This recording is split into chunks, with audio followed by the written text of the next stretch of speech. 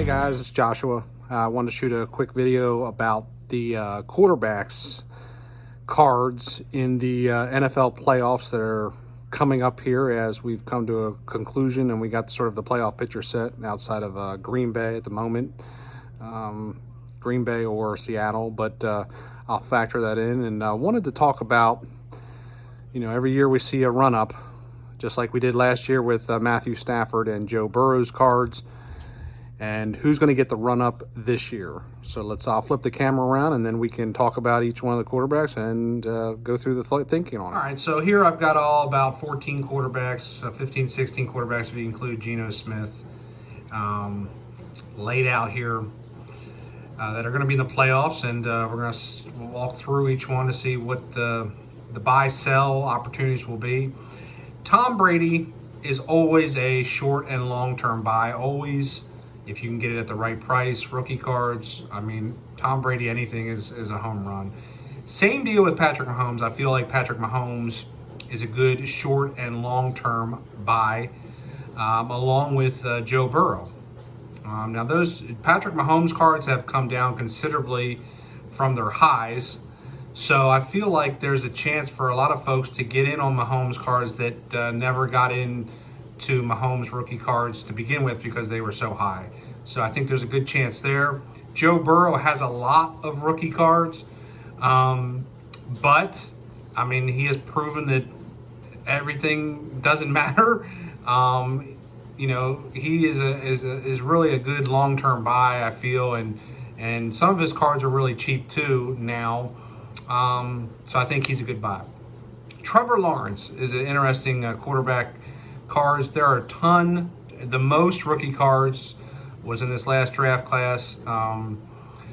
Trevor Lawrence cards, I would wait until after the season. He's going to see a tremendous up run here with them being in the playoffs, playing the Chargers. I don't think you want to buy Trevor Lawrence cards at the moment. I would wait till the off season to buy Trevor Lawrence cards. They're starting already to see an uptick. Josh Allen, Justin Herbert, and Jalen Hurts. Okay, all their cards are sort of at the highs.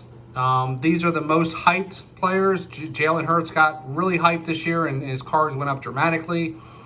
Josh Allen and Justin Herbert have been ultra-hyped cards. So if you're buying those, you're pretty much having to bank on a Super Bowl.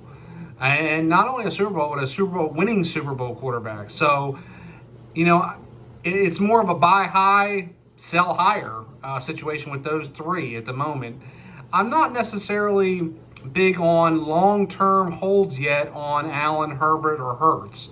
And I know that's probably contradictory to a lot of folks out there, but they just have not had a title. They don't, it's a lot of hype and not a lot of substance at the moment. Incredible regular seasons, but nothing title-wise to show for it in playoff success. Aaron Rodgers, if they get past the Lions, I am filming this while the game is occurring. I really feel like his rookie cards and his things in general are just now niche market cards. A lot of stuff off the field, folks are not like huge Aaron Rodgers fans anymore than what they used to be. And his cards are kind of on the cheap side. If you really feel like the Packers are going to make some type of run in the playoffs, I guess buy some Aaron Rodgers cards. But even then, I feel like you got to deal with the niche market that he sort of is in now. Brock Purdy is the most interesting since a lot of his good cards are not out yet. We have the Black Panini and a lot of his college cards and score. And coming out this week is Mosaic cards, retail-wise, but Mosaic Hobby's already been out. All his Mosaics have gone pretty high. I think he's an interesting play. We should see in the next, probably after the Super Bowl, his bigger cards starting to come out. So that may be an off-season buy too, but I would not be, long-term buy on Brock Purdy. But his cards are selling really high, so it's a good short-term buy. And then I put a group of it here in the second tier: Kirk Cousins, Dak Prescott, Lamar Jackson, if he gets back. Tua, the same deal, if he actually gets back to the playoffs.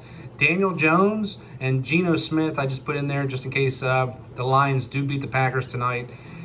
I I think all those, those 6 quarterbacks right there, I think you can get those fairly cheap. Lamar's a little higher, obviously, but you're really banking on one of their teams making a super run, and I don't know if I see it in any of those teams. Now, the Vikings are the best out of that group. To me, Dallas could have a run, but they play the Buccaneers. So I really like Tom Brady starting out. So, you're really betting on that their teams are going to make a run, and I would say that it's sort of a long shot to a degree. But that's where I'm at with all the 2023 quarterbacks, short and long term. I think you can't go wrong with Brady. Mahomes obviously is pretty low. Burrow, T-Law, I would stay until the offseason. Allen, Herbert, Hurts, if you want to spend a lot of money. Aaron Rodgers, if you want to deal in the niche market. Brock Purdy, if you want to pick up some of his mosaic and some of his other stuff that are coming out, would be good. And then that second tier, you are just banking on a super run. And a lot of those cards on that second tier, you can get pretty cheap. So it might be worth a gamble, too, if you can you manage it. So that's where I'm at with the 2023 playoffs. Where are you at?